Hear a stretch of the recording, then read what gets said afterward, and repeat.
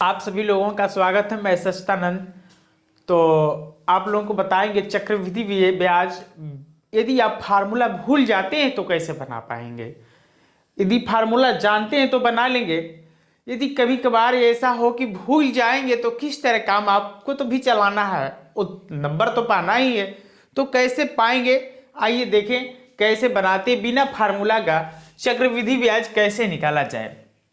वो भी मात्र 2 या 3 बार आप प्रैक्टिस करेंगे तो 10 सेकेंड 5 सेकेंड में आप निकाल लेंगे चक्रवृद्धि ब्याज। तो सबसे पहले यहाँ पे चक्रवृद्धि ब्याज कैसे निकालते हैं देखिए। यहाँ पे दिया है 12,500 रुपये का 8% की दर से 2 वर्ष का चक्रवृद्धि ब्याज निकालना है। कितना निकालना है? चक्रवृद्धि ब्याज 2 वर्ष का निकालना है। तो सबसे पहले हम लोग निकालते हैं 1200 रुपये का 12,500 का निकाल देते हैं 8%। कितना? 8%। तो आपको तो पते है कि यहां पे लिखा है 12,500 और का के जगह पे गुना हम लोग लिखेंगे। का के जगह पे गुना का चिन्ह लिखते हैं और उनके बाद यहाँ पे 8% है तो 8% लिख लिए। अब यहाँ पे प्रतिशत के जगह पे हम लोग 1/100 लिखते हैं। 1/100 लिखते हैं। ये भी आपको पता है कि प्रतिशत के जगह पे 1/100 होता है, लेकिन आप लोगों को बताया जाता है कि जहां से प्रतिशत हटता है वहां नीचे 100 केवल सटता है। कितना सटता है? 100 नीचे सट जाता है। इसका मतलब यहां से जैसे प्रतिशत हटा तो नीचे से 100 सटा। यही काम है। तो हम लोग इनको पहले हल कर लेते हैं। अब यहाँ पे 2 1 जीरो है तो इनसे कटा लीजिए और इनसे भी कट कर दीजिए। 2 जीरो है तो 2 जीरो कट गया। अब 125 का 8 में गुना करेंगे तो अब ये बात आप पे डिपेंड करता है कि आप कितना तेज तराक हैं।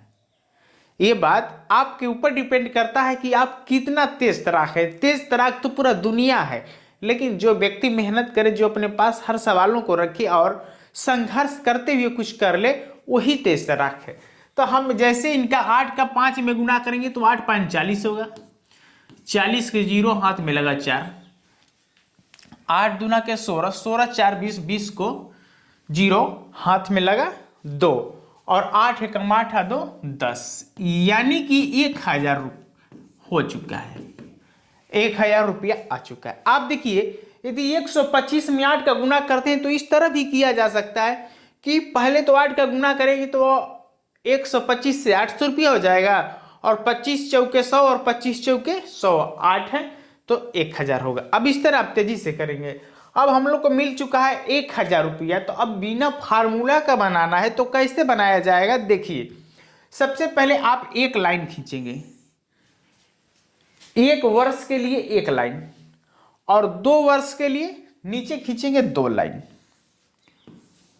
इस तरह करना है। यही हम लोग का फार्मूला है। यही फार्मूला है जो आपको पता हो या ना हो, इस तरह बनाना है। अब यहां पे 1,000 देखिए, पहले साल में चक्रवृद्धि ब्याज नहीं लगता है। तो पहले साल में जब चक्रवृद्धि ब्याज नहीं लगता है तो हम लोग कुछ नहीं करेंगे। दूसरे साल में भी फर्स्ट में नहीं लगता है तो हम इस तरह लिखेंगे। अब दूसरे साल में लगने लगता है लास्ट में, तो दूसरे साल का ये वाला है। अब निकालेंगे 1,000 का प्रतिशत। कितने से निकालेंगे? जो आपका दिया गया है 8 का, यानी कि 1,000 का 8% कितना होगा यही निकालना है। तो 2 जीरो जीरो से कटाएंगे, बचा 10 और यहां पे बचा है 8, तो 10 8 है 80, यानी कि चक्रवृद्धि ब्याज दूसरे साल में जब लगेगा तो 80 रुपया उनको देना होगा। किस में? 1,000 में जोड़कर उनको देना होगा। तो अब हम लोग यहां पे लिखते हैं 80। अब इन्हीं तीनों को जोड़ देते हैं, इन्हीं तीनों को जोड़ देंगे, वही हम लोगों का CI यानी चक्रवृद्धि ब्याज होगा। अब जैसे देखिए इनको जोड़ेंगे तो होगा 1,000 और 1,000, यानी कि 1,000 प्लस 1,000 प्लस 80 बराबर जोड़ेंगे तो कितना हो जाएगा, 2080 होगा। कितना होगा, 2080। यही हम लोग का मिला, क्या मिला, CI, यानी चक्रवृद्धि ब्याज पता चल गया बिना फार्मूला का। एक दो बार प्रैक्टिस करेंगे तो इसको बिना धड़ल्ले से आप तेजी से बनाएंगे, कोई दिक्कत होने वाला नहीं। एक और प्रैक्टिस कर लीजिए, इनको कैसे कर लिया जाता है। देखिए यहां पे 4000 है, एक और दोहरा दीजिए, 4000 का 10% वार्षिक ब्याज की दर से 2 वर्ष का चक्रवृद्धि ब्याज CI पता कीजिए, CI पता कीजिए। तो देखिए कैसे निकालें, सबसे पहले 4000 का निकाल दें।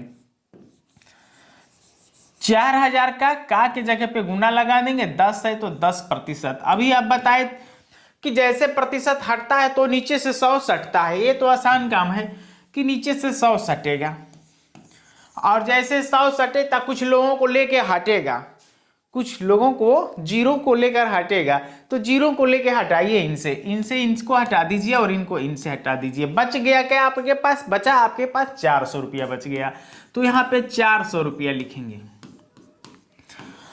अब हो गया आपको 4000 का 10% से मिल गया 4000। अब लाइन बनाएंगे, क्या बनाएंगे, लाइन। पहले के लिए पहले लाइन, यानी पहले साल के लिए 1 लाइन, दूसरे साल के लिए 2 लाइन। तो पहले साल में आपका 400 रुपया है तो 400 रुपया रहेगा, इसलिए कि उनमें चक्रवृद्धि ब्याज नहीं लगता है, चक्रवृद्धि ब्याज नहीं लगता है। दूसरे साल में लगेगा, तो दूसरे साल के लिए लिखेंगे। तो दूसरे साल के लिए जब चक्रवृद्धि ब्याज लगेगा तो कितने का लगेगा, 10% लगेगा। किन पे, 400 रुपये पे 10% लगेगा। तो हम लिखते हैं यहां पे 400 का 10% और बटे में 100। इसी तरह तो हम लोग प्रतिशत निकालते हैं। तो प्रतिशत यहां जीरो को जीरो से कटा देंगे, इन जीरो को इनसे कटा देंगे, बच गया हम लोग का 40 रुपया। कितना बच गया, 40 रुपया हो गया। अब हम लोग को 40 रुपया कहाँ लिख लेना है, यहाँ पे लिख लेना है, इसलिए कि अगले साल आपको 400 रुपये में कितना, 10% के हिसाब से चक्रवृद्धि ब्याज जोड़ के देना होगा।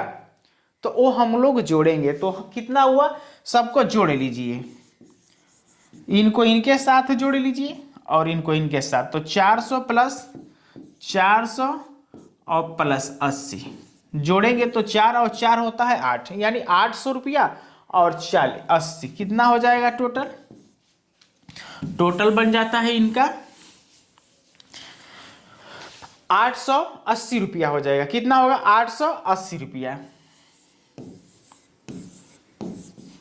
यही इनको जोड़कर CI कंपाउंड इंटरेस्ट यानी चक्रवृद्धि ब्याज उनको देना होगा 2 साल का, 2 साल का 880 रुपया कंपाउंड इंटरेस्ट जोड़कर देना होगा। यदि आपको समझ में आया हो तो मेरे बड़े भाई संघर्ष कीजिए कि 1 लाइक किया जाए, संघर्ष कीजिए कि 1 लाइक किया जाए, और कमेंट बॉक्स में आप लिख के भेजें कि किस तरह का सवाल आपको चाहिए, ताकि हम इधर से बनाकर आपको दें।